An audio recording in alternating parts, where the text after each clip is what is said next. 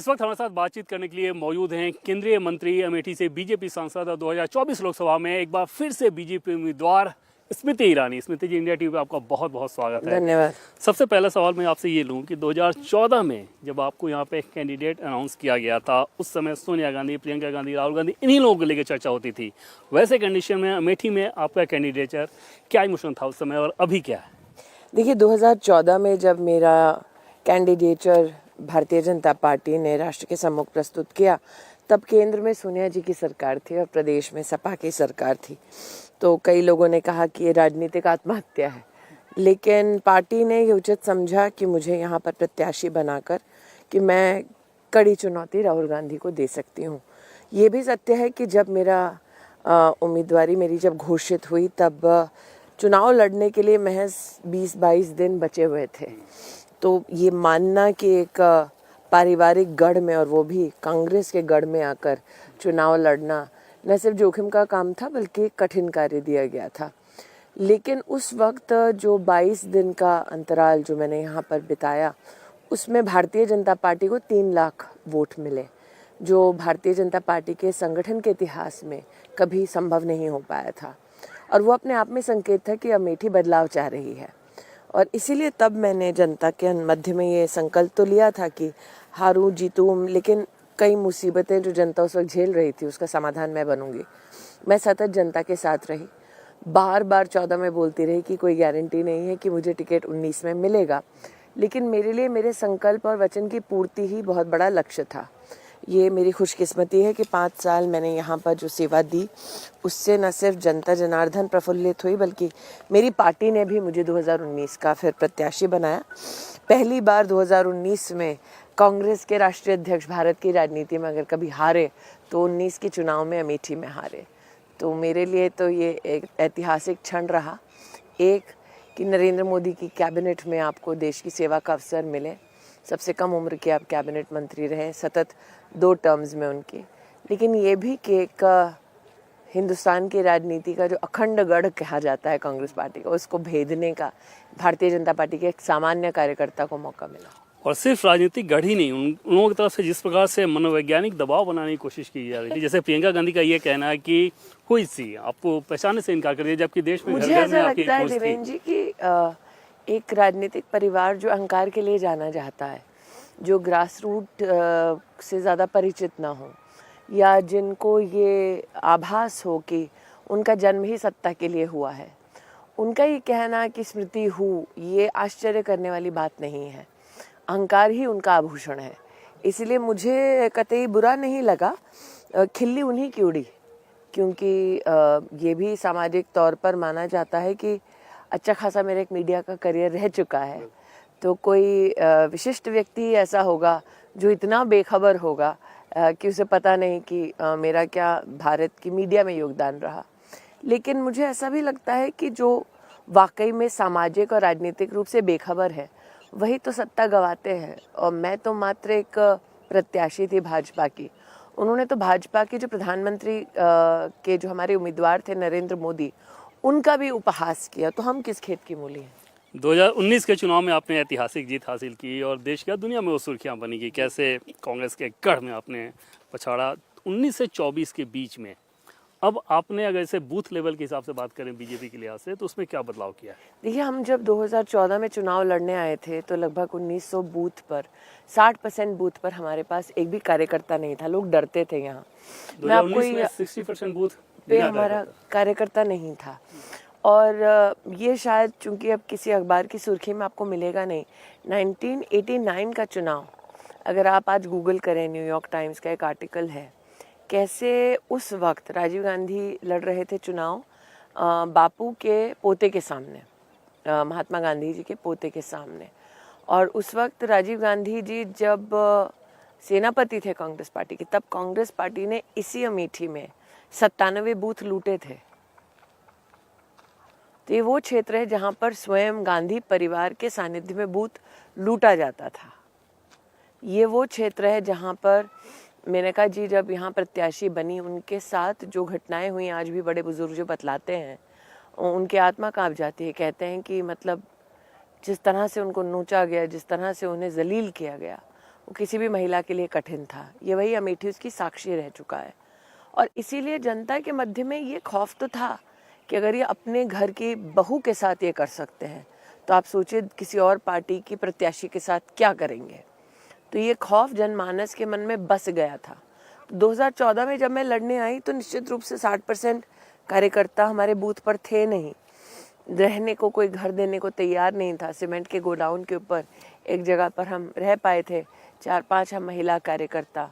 मुलायम सिंह यादव जी ने रूबरू एक इंटरव्यू दिया कि नरेंद्र मोदी जी की जो सभा हुई 2014 की अमेठी लोकसभा क्षेत्र में, उसके बाद तुरंत सोनिया जी ने मुलायम जी को फ़ोन किया था कि आप मेरे बेटे को किसी भी हाल में जितवाइए। मुलायम सिंह यादव जी का ये बयान है ऑन रिकॉर्ड और ऑडियो विजुअल फॉर्मेट में है, ये भी नहीं कि प्रिंटेड है तो कोई इसके ऊपर चुनौती आ जाए। उन्होंने स्पेन मीडिया के सामने वीडियो में ये कहा कि सोनिया जी ने मुझे कहा कि मेरे बेटे को बचाइए राजनीतिक नाश से, और मैंने 1 लाख वोट सोनिया गांधी के कहने पर उसके बेटे को ट्रांसफ़र किया। वो ट्रांसफ़र कैसे होता है ये अपने आप में चर्चा का विषय होना चाहिए। मुलायम सिंह यादव जी का ये कथन, और अगर आप 2014 का हमारा इलेक्टोरल मार्जिन निकाल कर देखें तो मेरे और राहुल गांधी के बीच में तब 1,07,000 वोट का ही फासला था। इसका मतलब अगर मुलायम सिंह यादव जी 1 लाख वोट ट्रांसफ़र ना करते तो 2014 में ही मेरे और राहुल गांधी के बीच में 7,000 वोटों का फासला था। लेकिन आज भी मैं ये नहीं समझ पाई कि सत्ता में रह के वोट ट्रांसफ़र कैसे किया। लेकिन अपने आप में आश्चर्य भी नहीं होना चाहिए कि जिस क्षेत्र में स्वयं कांग्रेस के फर्स्ट फैमिली द्वारा बूथ लूटा गया हो, वहाँ पे 1 लाख वोट ट्रांसफ़र करना उनके लिए नई बात नहीं होगी। तो जैसा कि 19 में आपने बताया कि 60% बूथ पे बीजेपी वर्कर्स नहीं थे, अभी 14 में नहीं और अभी थे। 24 में कैसे? देखिए 24 में 14 के बाद आज ये परिस्थिति है 1900 बूथों पर, प्रति बूथ हमारे 50 कर्मठ कार्यकर्ता हैं। इसका मतलब 95,000 तो मात्र हमारे कार्यकर्ता हैं। नरेंद्र भाई ने और अमित भाई ने विशेष कहा पार्टी का विस्तार होना चाहिए। अमेठी लोकसभा क्षेत्र में 1,25,000 नए सदस्य बनाए गए। तो पार्टी की संगठन के विस्तार की दृष्टि से जितना हो पाया हमने वो किया। लेकिन इतना कह दूं कि हम 50 साल पुराने गढ़ में 5 साल की आपको 10 साल की मेहनत बता रहे हैं। लेकिन अब 1,25,000 लोगों का जुड़ना अपने आप में इस बात का संकेत है कि लोग चाह रहे थे भाजपा से वो जुड़े, बशर्ते यहाँ पर वो खौफज़दा ना हो, उनके ऊपर उनको कोई प्रताड़ना ना सहनी पड़े। वो प्रताड़ना सीधे सीधे गांधी फैमिली के निर्देश पे होता था। और कौन था यहाँ का मालिक? 97 बूथों का लूट जाना 89 के चुनाव में जब राजीव जी मुखिया थे तो और कौन लूट रहा था? ऐसा तो नहीं है कि गांधी खानदान बेखबर हो, ऐसा तो नहीं कि मुलायम सिंह यादव जी झूठ बोल रहे हो। तो अगर मुलायम सिंह जी ने प्रत्यक्ष रूप से टीवी के इंटरव्यू में कहा कि मैंने 1 लाख वोट ट्रांसफ़र किया, ट्रांसफ़र का मतलब क्या होता है? क्योंकि वोट तो हर व्यक्ति का पड़ता है, तो ट्रांसफ़र कैसे हो सकता है? उस समय आपको रहने के लिए यहाँ जगह नहीं दी जाती थी खौफ के हिसाब से, जैसा आपने बताया। अभी आपने यहाँ घर बनाया, लेकिन अमेठी के सांसद रहे राहुल गांधी, उनका यहाँ पे कोई ठिकाना नहीं। और वो उनके लिए ये सेवा का साधन नहीं है, सत्ता का साधन है। तो अमेठी में जब राहुल गांधी ने 15 साल चुनाव लड़ा तो दुहाई दी परिवार की, लेकिन वायनाड में इस बार जब नामांकन भरा तो कहा वायनाड ही मेरा परिवार है। अब लोग रंग बदल सकते हैं, परिवार थोड़ा ना बदलते हैं। तो उनके लिए परिवार शब्द ये एक राजनीतिक इंस्ट्रूमेंट है। और जब मैं यहाँ आई थी तो जनता की दरकार थी, जनता ने मुझसे वचन भी लिया था दीदी हमारे मध्य में रहना ज़रूर, तो इसलिए गांव में मेरा एक मकान है। अब आपके बारे में जो लोग बताते थे उसमें सबसे ज़्यादा चीज़ जो वो ये कहते थे कि हमारे हर एक सुख दुख में ये हमेशा रहती हैं, 14 से 19 के बीच हो, 19 से लेकर अब तक हो। ये जो फैक्टर है अभी 2024 में, क्योंकि आप लगातार यहाँ पे अभी कैंप कर रहे हैं चुनाव प्रचार के सिलसिले में, आपको जीत के कितना नज़दीक लग रहा है और कितना कंफर्टेबल? देखिए जब आप किसी क्षेत्र में जनता को, और जनता जब आपसे स्वयं जब संपर्क में दीदी कहना शुरू करती है तो उनकी अपेक्षा होती है। जैसे अभी एक घर में मुंडन था तो उन्होंने कहा दीदी मुंडन पे आओ, आप प्रचार में हो लेकिन 2 मिनट रुक जाना। किसी एक हमारे कार्यकर्ता के घर में उनके भाई के बेटे का निधन हो गया था। कार्यकर्ता की भी अपेक्षा होती है दीदी मेरे यहाँ पर मेरे किसी प्रिय की मृत्यु हुई है तो उसके दुख में जाना मेरा कर्तव्य है। तो अमेठी के लिए ये सारी चीज़ें करना, इसका राजनीति से कोई सरोकार नहीं है। राहुल गांधी को एक पॉलिटिकल पर्सनालिटी के तौर पर 2014 में आपने देखा कैंडिडेट के तौर पर, 2019 में देखा और अभी 2024 में देख रही हैं, क्या कोई बदलाव नजर आता है क्या? झूठ का अंबार बढ़ रहा है, झूठ बोलने की गति बढ़ रही है, छल करने की उनकी कैपेसिटी बढ़ रही है। ये निश्चित रूप से हुआ है। घमंड बढ़ रहा है। हिंदी में कहावत है, रस्सी जल गई बल नहीं गया। लेकिन विनम्र हो जाता है व्यक्ति जब उसे इस बात का एहसास होता है कि खुद तो डूब ही रहा था, सबको लेके डूब रहा था। तो अगर उनमें विनम्रता का ये आभास नहीं कि उन्होंने न सिर्फ अपने परिवार के नाम को आहत किया है, अपनी पार्टी को आहत किया है, अपने पार्टी के कई नेताओं के करियर्स को बर्बाद किया है, फिर भी वो अहंकार की मुद्रा में बोलें, तो ये उनका निजी विषय है। लेकिन अगर आप मुझे कहते हैं कि मैं उनको जब देखती हूँ तो क्या पाती हूँ, तो हाँ, अहंकार की पराकाष्ठा है, झूठ बोलने के नए नए कर्तव्य हैं और कुछ नहीं है। यही सवाल अगर प्रियंका गांधी के संदर्भ में पूछूं, हालांकि वो चुनावी मैं नहीं है। श्रीमती वाड्रा को ना जानती हूँ ना मैंने देखा उनको कभी चुनाव लड़ते हुए। निश्चित रूप से यहाँ पर महासचिव रही थी जब, तो उत्तर प्रदेश में उनके पास दायित्व था उत्तर प्रदेश का, और तब विशेष अमेठी में भी वो 3-4 बार राहुल जी के साथ आई। हमारे यहाँ 5 विधानसभा में उनका दायित्व रहा था, 4 में जमानत जब्त हो गई, 5वें में भी वो हार गई, तो उससे ज़्यादा क्या बोलूँ। राहुल गांधी के हिसाब से अगर बात करें तो क्या आपको लगता है कि जिस प्रकार के इश्यूज वो उठा रहे हैं, आप लोगों के लिए किसी प्रकार का ग्राउंड पे कोई चैलेंज आ रहा है अमेठी के देखिए, संदर्भ में? मैं 2-3 विषय स्पष्ट करना चाहती हूँ। जब आप राजनीति में आते हैं तो 2-3 विषय पे स्पष्ट रहना चाहिए। संविधान ये कहता है धर्म के नाम पर आरक्षण नहीं हो सकता, तो राहुल गांधी क्यों संविधान का हनन करना चाहते हैं? प्रधानमंत्री जी बार बार कहते हैं कि भाई आप स्पष्ट कर दीजिए सार्वजनिक कि आप पिछड़ों का, दलितों का आरक्षण भेद कर किसी व्यक्ति विशेष, धर्म विशेष को नहीं देंगे। स्पष्टीकरण देने में उनको क्या दिक्कत है? क्योंकि संविधान ही इजाज़त नहीं देता धर्म के आधार पर आरक्षण करने का। दूसरा, संदेश खाली पर आज तक वो कुछ नहीं बोले, जबकि उन्हीं के सहयोगी दल ने ये किया है।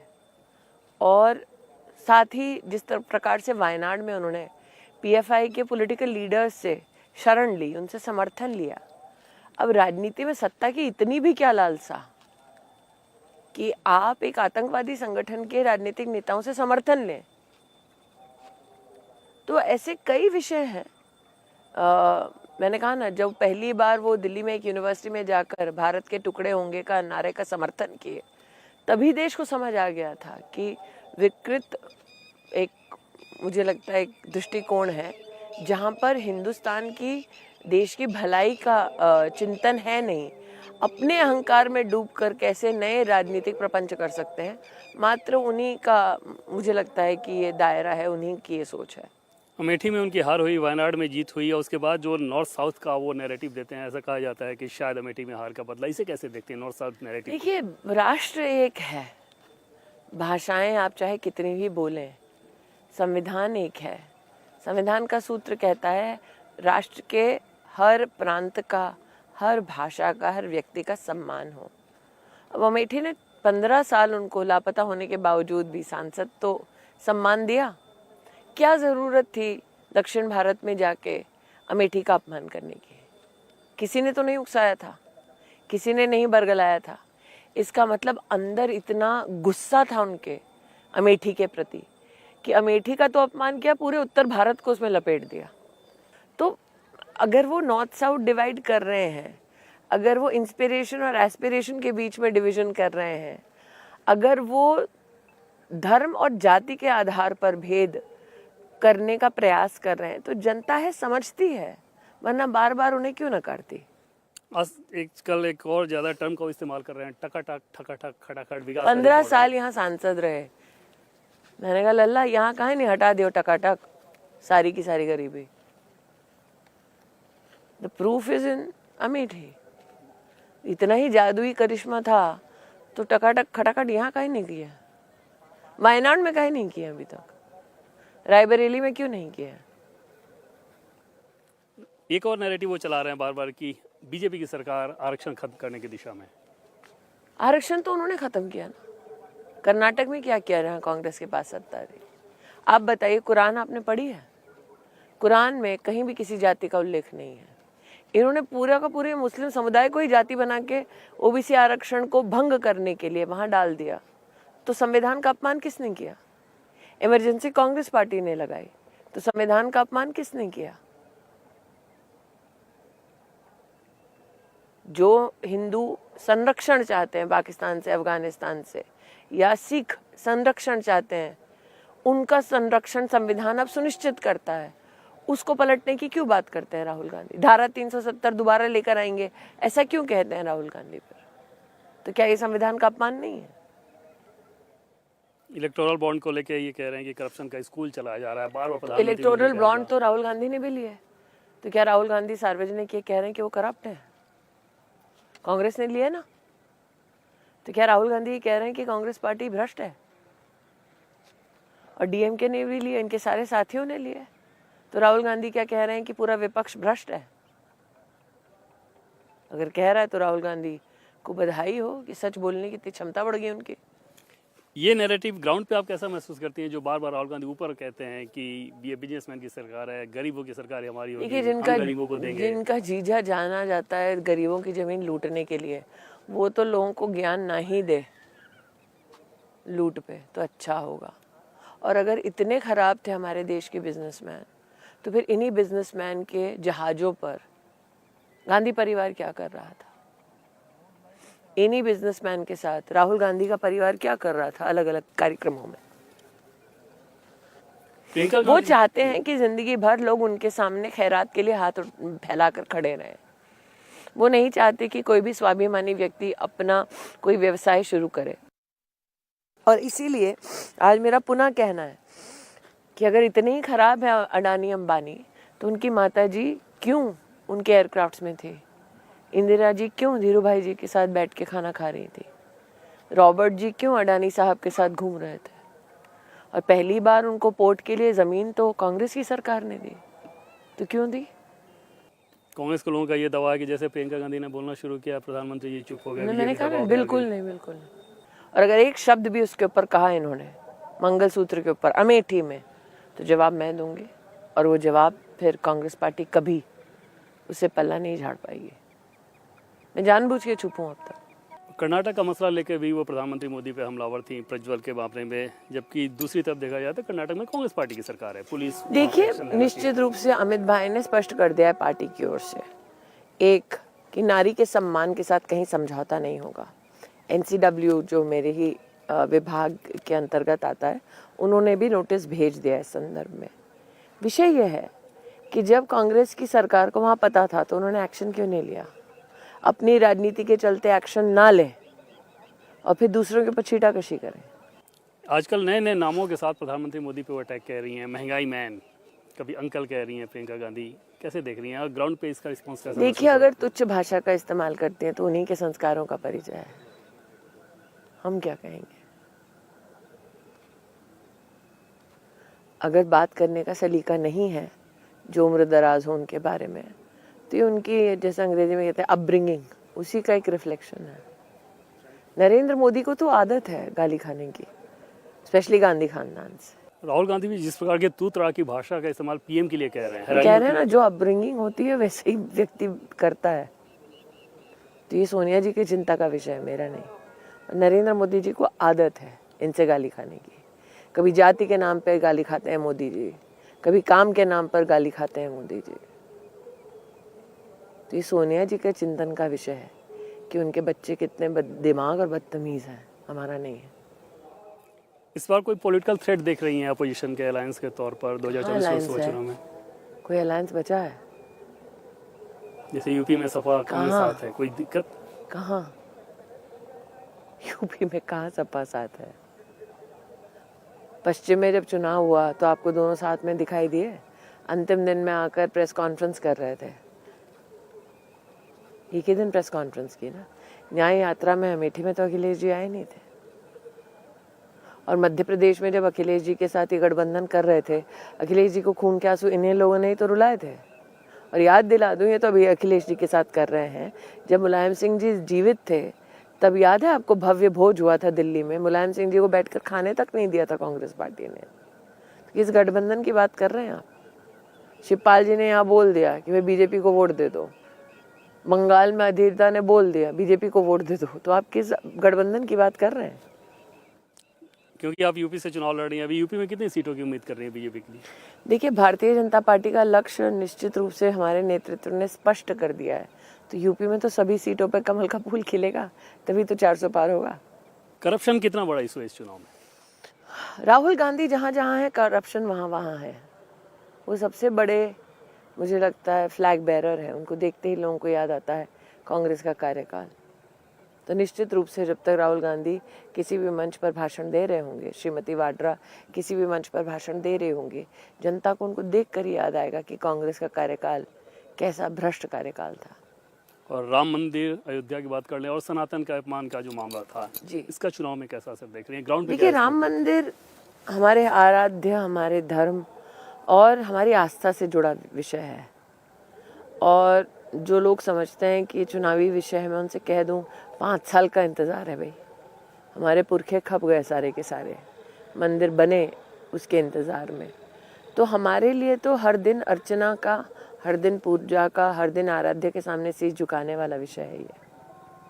चुनावी विषय राहुल गांधी के लिए, प्रियंका जी के लिए हो सकता है, वरना जो कहते हैं कि वो अपने आप में सनातन में कभी मानते हैं जब उत्तर भारत में चुनाव होता है, सनातन को नहीं मानते जब दक्षिण भारत में उन्हें कोई चुनावी रणनीति करनी होती है।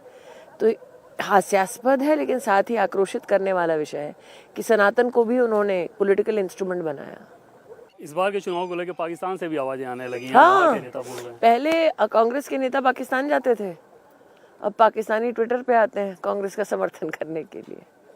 इसी से लोगों को समझ जाना चाहिए कि एक कमज़ोर हिंदुस्तान के लिए पाकिस्तान चाहता है कि कांग्रेस पार्टी के हाथ में कमान हो। मजबूत हिंदुस्तान मोदी के हाथ में कमान है, पाकिस्तान को नहीं सुहाता।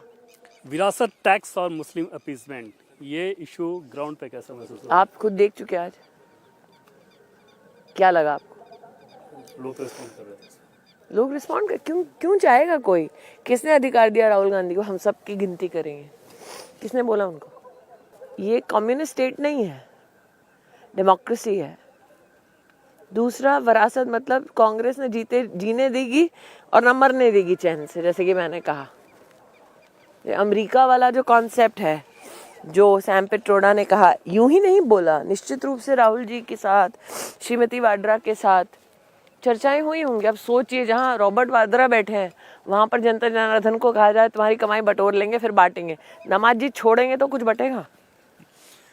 अगर आप लोगों की 400 सीटें का जो टारगेट है उसमें बंगाल अच्छा परफॉर्मेंस करे, ये भी जरूरी है। आप बंगाल में पॉलिटिक्स कैसे देख रही हैं? आप बंगाल में देख रहे हैं जिस प्रकार से जनता उमड़ कर आ रही है भारतीय जनता पार्टी के प्रत्याशियों के समर्थन में, कि निश्चित रूप से कमल का फूल वहां पर अप्रत्याशित जीत के संकेत आपको बंगाल से भी मिल रहे हैं। जहां तक कि ममता बंदोपाध्याय का विषय है, मुझे लगता है संदेश खाली में विशेषतः शेख शाहजहां का जिस तरह से उन्होंने संरक्षण किया, उससे पूरे बंगाल की जनता को उन्होंने आक्रोशित किया है। वो कह रही है कि सीए वापस खत्म कर देंगे हमें मौका मिला तो। उनको भी पता है कि सिटीजनशिप देना उनका अधिकार नहीं है, लेकिन वो एक वोट बैंक को खुश करने के लिए इस प्रकार के वक्तव्य दे रही हैं।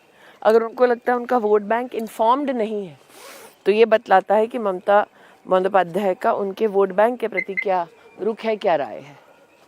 अरविंद केजरीवाल अंदर हैं, सुनीता केजरीवाल जी बाहर प्रचार कर रही हैं। बहुत ज़्यादा आरोप लगाया जा रहा है कि एजेंसीज का दुरुपयोग कर रही है बीजेपी केंद्र की सरकार। कोर्ट के सामने दस्तावेज प्रस्तुत होता है, कोर्ट निर्धारित करते हैं कि व्यक्ति बाहर जा सकता है, नहीं जा सकता, या अंदर ही रहेगा। तो कहीं ना कहीं आम आदमी पार्टी को भी स्वीकार करना पड़ेगा कि अरविंद केजरीवाल के खिलाफ ठोस सबूत है, इसलिए अभी भी वो जेल में है। आखिर में एक सवाल, मोदी की गारंटी, उधर राहुल गांधी अपने न्याय का दावा, ग्राउंड पे क्या आपको अंतर महसूस क्या हो रहा है? जो अन्याय की प्रतिमूर्ति हो वो गांधी खानदान अगर न्याय की बात करे तो ये हास्यास्पद है। मोदी जी ने जो कहा वो मुमकिन करके दिखाया। कहा वैक्सीन हिंदुस्तान में बनेगी, बनी। कहा हर हिंदुस्तानी को मुफ्त में मिलेगी, मिली। कहा कि हम एक विकसित राष्ट्र का सपना साकार करेंगे। आज हम 5वीं सबसे बड़ी अर्थव्यवस्था हैं, बहुत ही जल्द 3री सबसे बड़ी अर्थव्यवस्था बनेंगे। कहा कि हर गरीब तक राशन पहुंचेगा, पहुंचा। कहा कि हर किसान को किसान सम्मान निधि के माध्यम से खाते में हम आर्थिक व्यवस्था करेंगे, की। तो जिस व्यक्ति ने आज देश में 11 करोड़ लोगों के घर का शौचालय तक बनवा दिया, 40 करोड़ लोगों का बैंक का खाता खुलवा दिया, आज उसी की गारंटी पे देश का विकास निर्भर है। स्मृति जी, इंडिया टीवी से बातचीत करने के लिए आपका बहुत बहुत धन्यवाद। धन्यवाद। और मैं एक बात कह दूं आपके एडिटर इन चीफ रजत जी के लिए, उन्होंने आज से 5 साल पहले मुझे एक आपकी अदालत में आमंत्रित किया था और मुझसे कहा था कि स्मृति जी आप जीतेंगी तो मैं चाहूँगा, रजत शर्मा का ये वक्तव्य है, शायद आप करेक्ट कर सकते हैं, कि अमेठी में कम से कम एक ऑडिटोरियम तो बने। तो अगर रजत जी मेरी आवाज़ आप तक पहुँच रही है तो अमेठी में तिलोई में ऑडिटोरियम बन रहा है। चलिए स्मृति जी, इंडिया टीवी से बातचीत करने के लिए आपका बहुत बहुत धन्यवाद।